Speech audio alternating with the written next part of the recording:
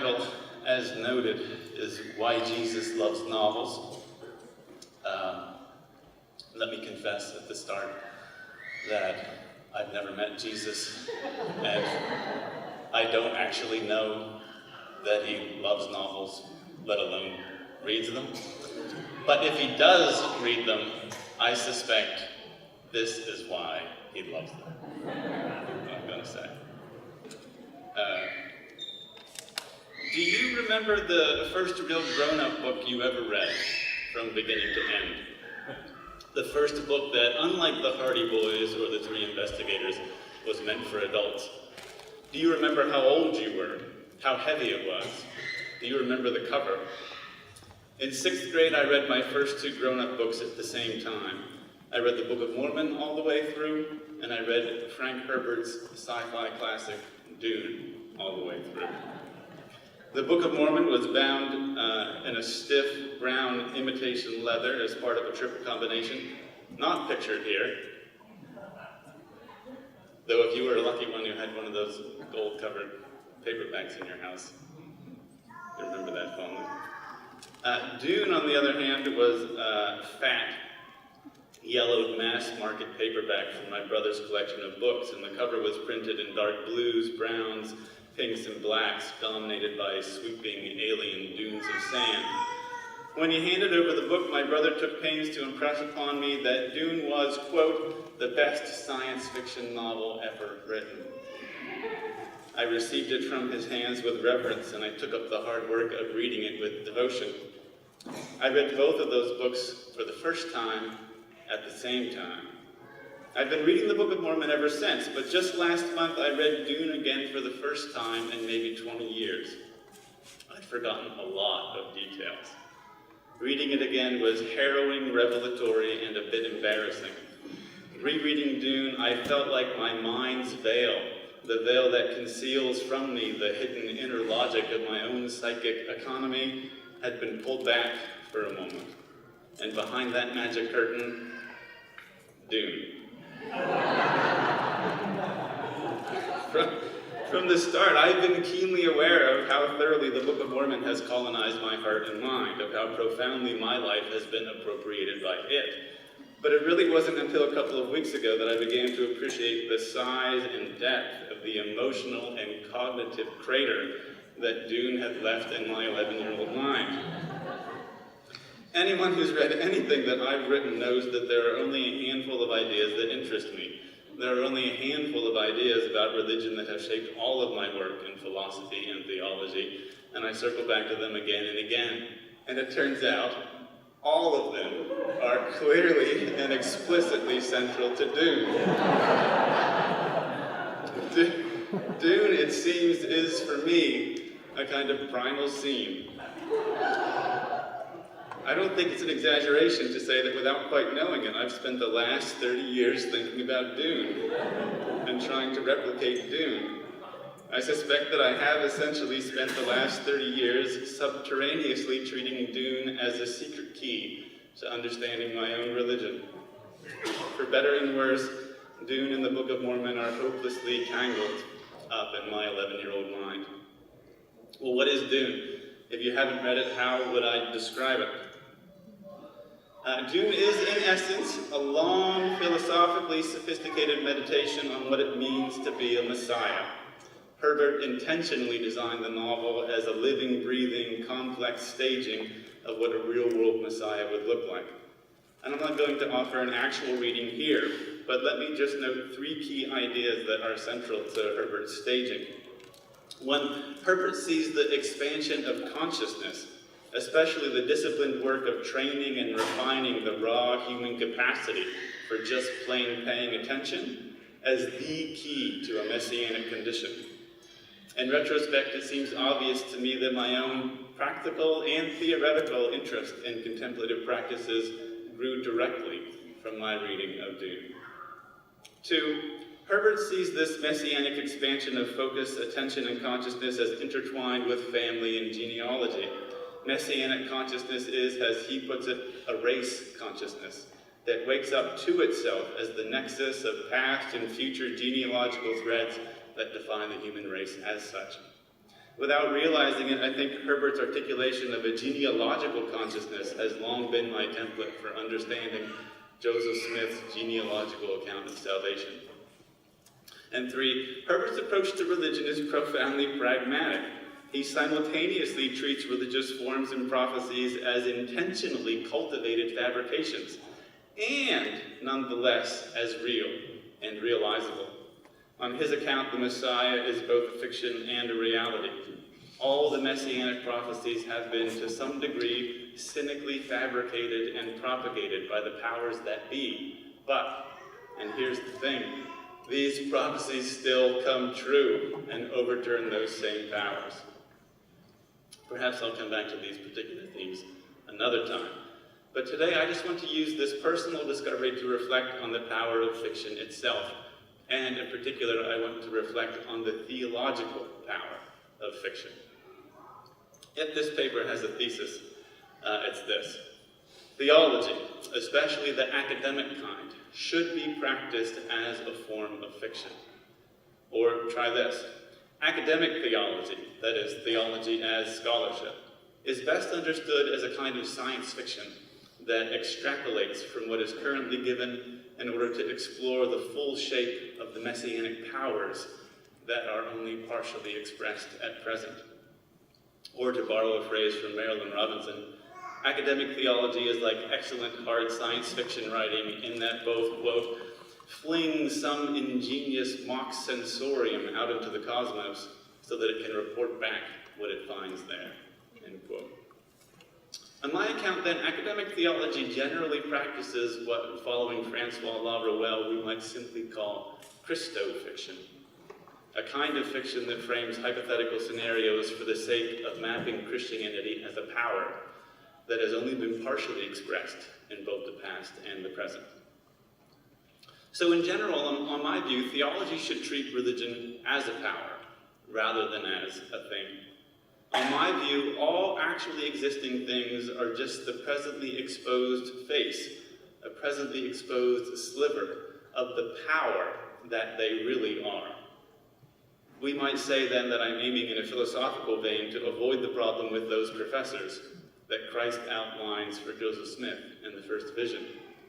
In the canonized account of the first vision, Christ addresses Joseph, and echoing 2 Timothy 3:5, he warns Joseph against the professors of the Christian creeds, because these professors, quote, draw near to me with their lips, but their hearts are far from me. They teach for doctrines the commandments of men, having a form of godliness, but they deny the power thereof. This is an interesting formulation, I think. In fact, I think it's a philosophically provocative formulation. Classically, Christian theology has been almost entirely consumed with forms and essences, with the work of defining, literally, the form of godliness. Basically, the business of thinking about God and religion has been the business of identifying the fixed, static forms and essences that define them. But in my view, when we treat things, perhaps especially godliness, primarily in terms of static forms, then we risk denying the power thereof. The key to treating things as powers, rather than as forms or essences, is to consciously resist a metaphysical equivalence to which we almost irresistibly default. Here's your bit of afternoon metaphysics. It'll be brief. The metaphysical equivalence is this. We treat reality and actuality as coextensive. That is, we define what is real in terms of what is actual. Philosophically, the problem with equating the real with the actual is that power is a potential.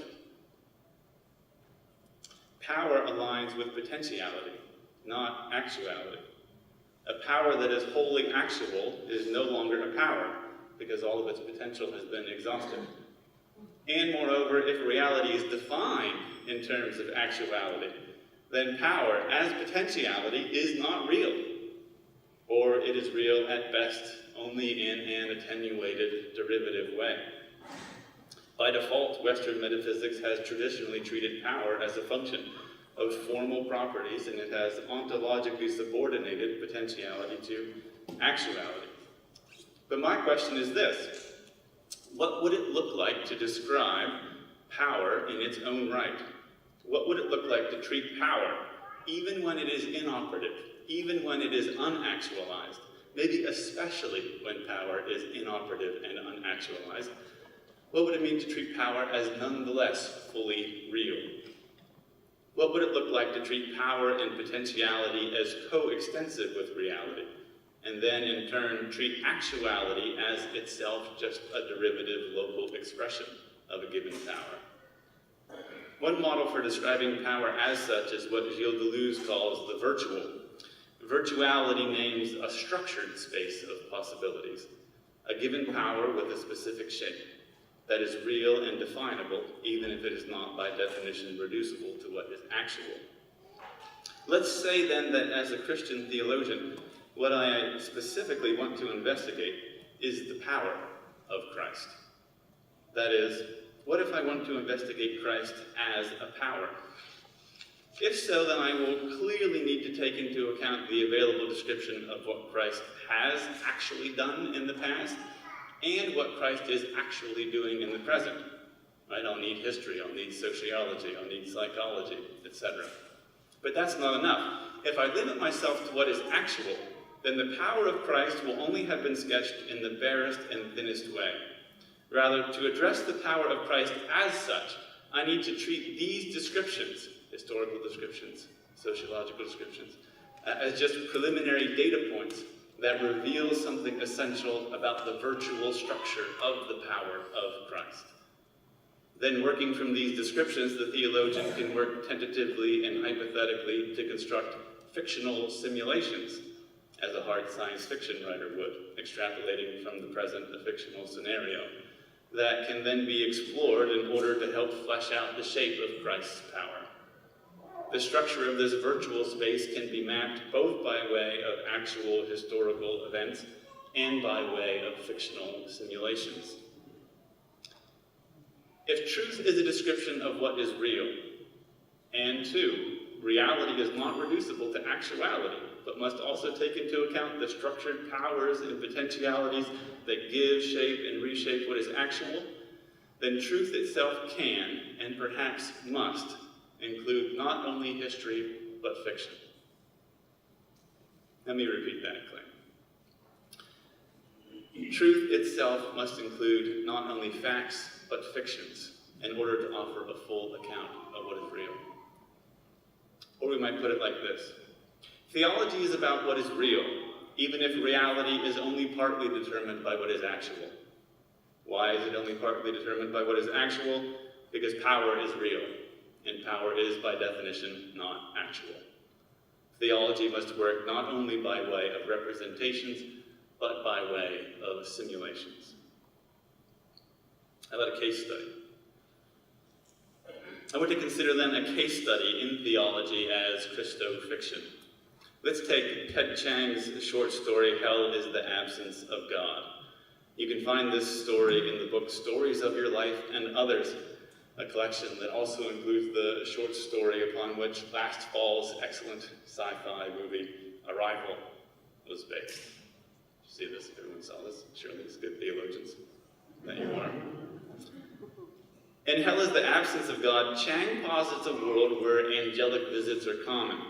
They're just an ordinary part of everyday life, and when they happen, they're reported like the weather on the nightly news. As a result, the story's protagonist, Neil, has a pretty typical blasé response to these supernatural phenomena. Of Neil, Chiang says, quote, Neil became an adult who, like so many others, viewed God's actions in the abstract until they impinged upon his own life. Angelic visitations were events that befell other people, reaching him only via reports on the nightly news, end quote. More, in this hypothetical world, in addition to angelic visits, life after death is demonstrable. Heaven's reality is well attested, and hell is literally and frequently visible. Quote, hell meant permanent exile from God, no more, no less. The truth of this was plain for everyone to see on those occasions when hell manifested itself. These happened on a regular basis. The ground seemed to become transparent, and you could see hell as if you were looking through a hole in the floor. The lost souls looked no different than the living, their eternal bodies resembling mortal ones. You couldn't communicate with them. Their exile from God meant that they couldn't apprehend the mortal plane where his actions were still felt. But as long as the manifestation lasted, you could hear them talk, laugh, or cry, just as they had when they were alive. End quote. Well, what kind of response did such visions solicit? Well, Chang explains, quote, like every other non-devout person, Neil had never expended much energy on where his soul would end up. He just always assumed his destination was hell, and he accepted that. Or, of course, everyone knew that heaven was incomprehensibly superior to hell, but to Neil it had always seemed too remote to consider, like wealth, or fame, or glamour. End quote. Now, if you haven't read the story, you'll be tempted to read Chang's setup here as a way of staging these traditional Christian beliefs as the stuff of farce. You'll be tempted to think he's mining this Christo-fictional simulation for comedy, but Chang never does this.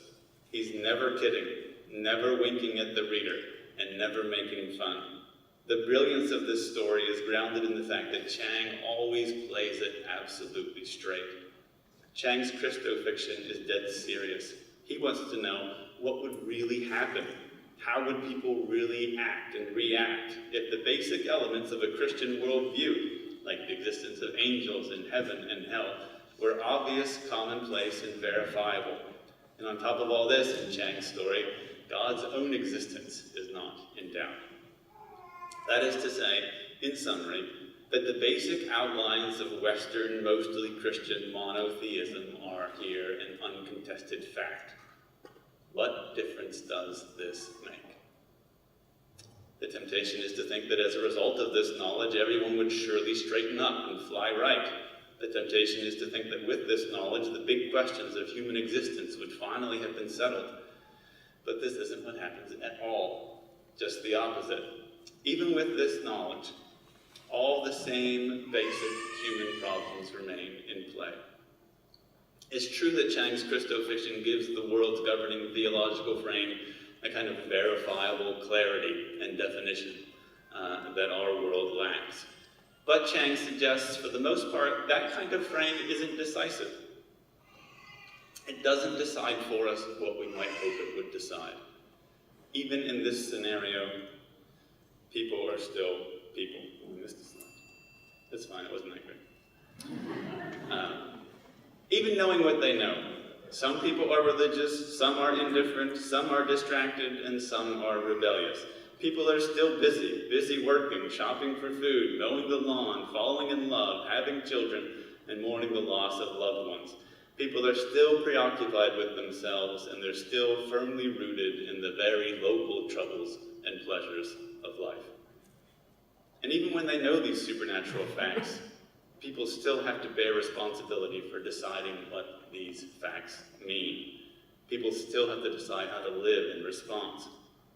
In this vein of a secondary character, Chang notes that Ethan had been raised in a family that was devout, but not profoundly so. His parents credited God with their above-average health and their comfortable economic status, although they hadn't witnessed any visitations or received any visions. They simply trusted that God was, directly or indirectly, responsible for their good fortune. Their devotion had never been put to any serious test and might not have withstood one. Their love for God was based in their satisfaction with the status quo. Or consider the story's inciting event, an angelic visitation in which Neil's wife dies, collaterally damaged and mortally wounded by the overwhelming power accompanying the angel's manifestation. The loss of his wife, who visibly ascended into heaven at her death, forces Neil to reconsider his prior indifference to God. Quote, Neil could have taken it as a reminder that no one can count on having decades left. He could have been moved by the realization that had he died with her, his soul would have been lost and the two of them separated for eternity. He could have seen Sarah's death as a wake-up call, telling him to love God while he still had the chance.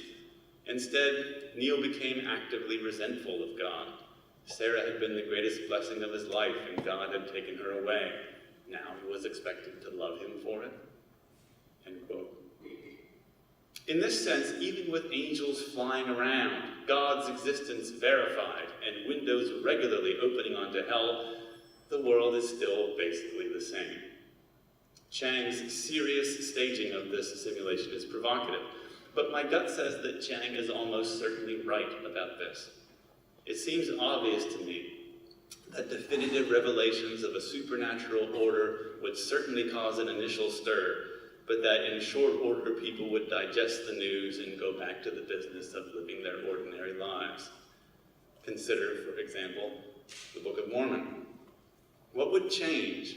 How would the world be different if we could prove, say, that an angel sent from God personally delivered the golden plates to Joseph Smith? Or if we could unequivocally demonstrate that its contents were historical? In short, my question is, how would the world be different if the Book of Mormon weren't so obviously implausible? Following Chang, I expect very little would be different. I suspect it wouldn't make much difference at all, because all of the same basic human problems would remain in play. If God definitively and simultaneously revealed the truthfulness of the Book of Mormon to the whole world during breakfast tomorrow morning, it would certainly cause a stir, and cable news networks would pull in record ratings. But in short order, people would absorb the news and go back to the business of feeding the baby, walking the dog, filing paperwork, doing the laundry, and finding something to watch on Netflix. I don't think Netflix would go out of business if the Book of Mormon were proven to be true.